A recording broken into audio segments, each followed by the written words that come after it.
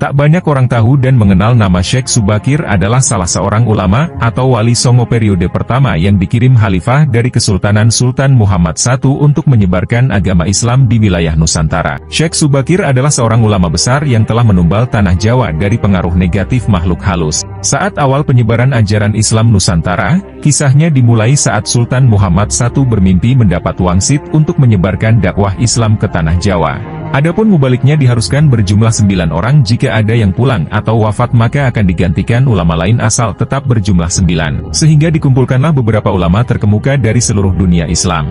Waktu itu para ulama yang dikumpulkan tersebut memiliki kemampuan masing-masing, adalah ada yang ahli tata negara berdakwah, pengobatan atau ruqyah dan lain-lain. Lalu dikirimlah beberapa ulama ke Nusantara atau tanah Jawa, namun sudah beberapa kali utusan dari Kesultanan Turki Utsmani yang datang ke tanah Jawa untuk menyebarkan agama Islam mengalami kegagalan. Penyebabnya masyarakat Jawa saat itu sangat memegang teguh kepercayaannya, sehingga para ulama yang dikirim mendapatkan halangan karena meskipun berkembang tetapi ajaran agama Islam hanya dalam lingkungan yang kecil, tidak bisa berkembang secara luas. Konon Pulau Jawa saat itu masih merupakan hutan belantara yang angker yang dipenuhi oleh makhluk halus dan jin-jin jahat. Lalu diutuslah Syekh Subakir, ulama yang ahli dalam ruqyah, ekologi, meteorologi dan geofisika ke tanah Jawa. Beliau diutus khusus menangani masalah-masalah dan spiritual yang dinilai telah menjadi penghalang diterimanya Islam oleh masyarakat Jawa ketika itu. Berdasarkan babat tanah Jawa, setelah sampai ke Nusantara, Syekh Subakir yang menguasai ilmu gaib dan dapat menerawang makhluk halus,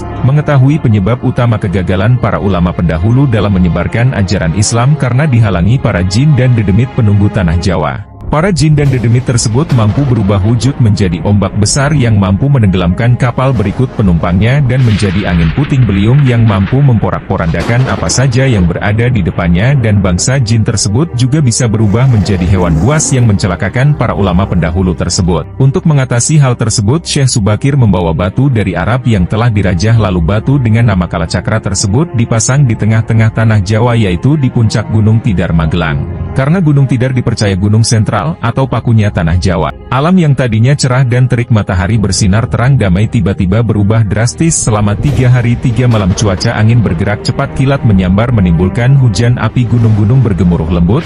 Setan siluman lari menyelamatkan diri karena tak kuat menahan panasnya pancaran batu hitam tersebut. Makhluk halus yang masih hidup mengungsi ke lautan.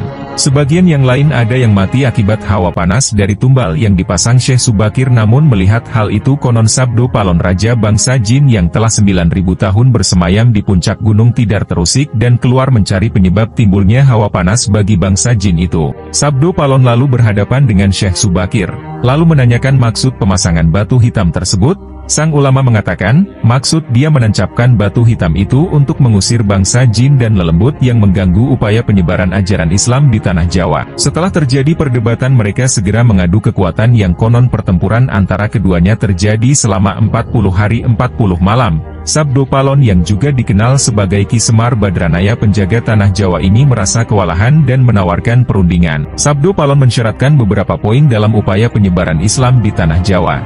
Isi kesepakatannya antara lain Sabdo Palon memberi kesempatan kepada Syekh Subakir beserta para ulama untuk menyebarkan Islam di tanah Jawa, tetapi tidak boleh dengan cara memaksa. Kemudian Sabdo Palon juga memberi kesempatan kepada orang Islam untuk berpuasa di tanah Jawa, raja-raja Islam, namun dengan catatan para raja Islam itu silakan berpuasa. Namun jangan sampai meninggalkan adat istiadat dan budaya yang ada. Silahkan kembangkan ajaran Islam sesuai dengan kitab yang diakuinya. Tapi biarlah adat dan budaya berkembang sedemikian rupa. Syarat-syarat itu disetujui Syekh Subakir. Versi lain yang diceritakan, untuk membersihkan wilayah Gunung Tidar, Syekh Subakir menancapkan senjata pusaka berupa tombak Kiai Panjang, lalu tombak pusaka tersebut ditancapkan tepat di puncak Tidar sebagai penolak bala yang menciptakan hawa panas bukan main bagi para lelembut, berdampak mereka pun lari tunggang langgang. Sebagian pengikut Sabdo Palon dari bangsa jin melarikan diri ke daerah timur dan konon hingga sekarang menempati daerah gunung berapi yang masih dipercaya sebagian masyarakat wilayah yang angker. Bahkan sebagian lagi anak buah Sabdo Palon ada yang melarikan diri ke Alas Roban. Nama Syekh Subakir lalu menjadi sangat terkenal dan dikagumi di kalangan para penganut ilmu gaib dan kanuragan, bangsawan serta masyarakat di tanah Jawa ketika itu.